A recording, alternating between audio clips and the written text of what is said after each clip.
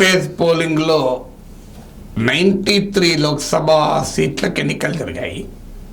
ఇందులో కూడా ఓటింగ్ గతంతో పోలిస్తే తగ్గింది. అయితే చాలా స్వల్పంగా తగ్గింది. బహుశా ఫైనల్ ఫిగర్స్ వచ్చే వరకు ఈక్వల్ అయినా ఆశ్చర్యపడాల్సిందే. ఇప్పుడు లేటెస్ట్ డేటా నిన్న నైట్ 11:45 వరకు ఎలక్షన్ కమిషన్ ఆఫ్ ఇండియాలో అప్డేట్ అయిన డేటా ప్రకారం 64.5% పోలింగ్ జరిగింది. థర్డ్ ఫేజ్లో 93 లోక్సభ సీట్లలో. ఈ థర్డ్ ఫేజ్ ముగియడంతో దేశంలో పార్లమెంట్లో ఉన్న 543 సీట్స్లో మోర్ దెన్ హాఫ్లో ఎన్నికలైపోయాయి. 283 సీట్స్లో ఎన్నికలైపోయాయి. 20 రాష్ట్రాలు కేంద్రపాలిత ప్రాంతాల్లో కలిపి 283 సీట్లు ఎన్నికలైపోయాయి. సో గుజరాత్లో ఈ థర్డ్ ఫేజ్లోనే అన్ని సీట్లకు ఎన్నికలైపోయాయి. సో ఉత్తరప్రదేశ్, బీహార్, వెస్ట్ బెంగాల్, కర్ణాటక, ఛత్తీస్గఢ్, గోవాలో ఇలా వివిధ స్టేట్స్లో కొన్ని సీట్లు ఎక్కాయి. ఉదాహరణకు యూపీలో 10 సీట్లు ఎన్నికలు జరిగాయి.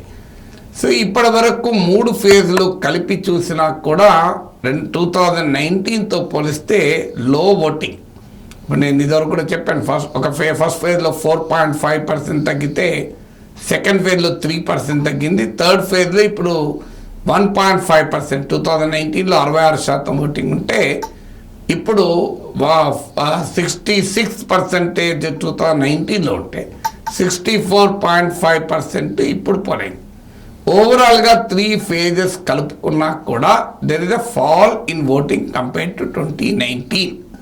అంటే ఓటర్లో ఆ ఎంతూజియాజం లేదు, ఓటర్లలో ఉత్సాహం లేదండి. 2014లో 2019లో మోడీ గెలిచినప్పుడు ఓటింగ్ శాతాలు పెరిగాయి. అంటే మోడీ క్రియేట్ చేసిన ఒక వేవ్ వల్ల ఓటింగ్ పర్సంటేజ్లు పెరిగాయి. భారతీయ జనతా పార్టీ దాని వల్ల లాభపడింది కూడా. ఇప్పుడు ఓటింగ్ పర్సంటేజ్లు తగ్గడం బట్టి చూస్తుంటే మోడీ వేవ్ కానీ మోడీ వ్యతిరేక వేవ్ కానీ లేదు అన్న కంక్లూజన్కు పోల్స్టర్స్ వస్తున్నారు. అయితే ఈ మోడీ వేవ్ లేదు, మోడీ వ్యతిరేక వేవ్ కూడా లేదు. ఈ 2 వేవ్ లేకపోవడం వల్ల ఏ పార్టీకి లాభం అనేది మాత్రం కంక్లూడింగ్గా చెప్పలేకపోతున్నారు. అంటే 370 సీట్స్ బీజేపీ టార్గెట్ పెట్టుకుంది, అవి రావు. 300 సీట్లు కూడా రావడం కష్టము. ఎంత తగ్గుతుంది అనే దగ్గర ఎవరికి ఏకాభిప్రాయం లేదు.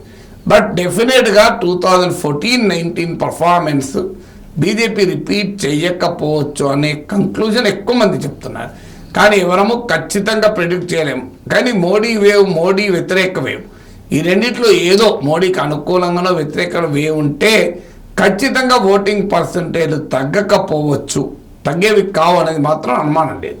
ఇప్పుడు యూపీలో 10 సీట్లలో ఎన్నికలు జరిగితే ఇక్కడ 2019లో 60% పోలింగ్ జరిగింది, ఇప్పుడు 57% జరిగింది. బీహార్లో 58, గుజరాత్లో 59.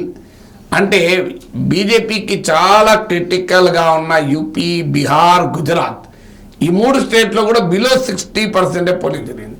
ఇందుకు భిన్నంగా వెస్ట్ బెంగాల్లో 76% నియర్లీ పోలింగ్ జరిగింది. అఫ్కోర్స్ అక్కడ కూడా 2019తో పోలిస్తే బాగా తగ్గింది. 2019లో నియర్లీ 82%, 81.8%, నియర్లీ 82% పోలింగ్ జరిగితే ఇప్పుడు 76% పోలింగ్ పడిపోయింది, నియర్లీ 6% పడిపోయింది.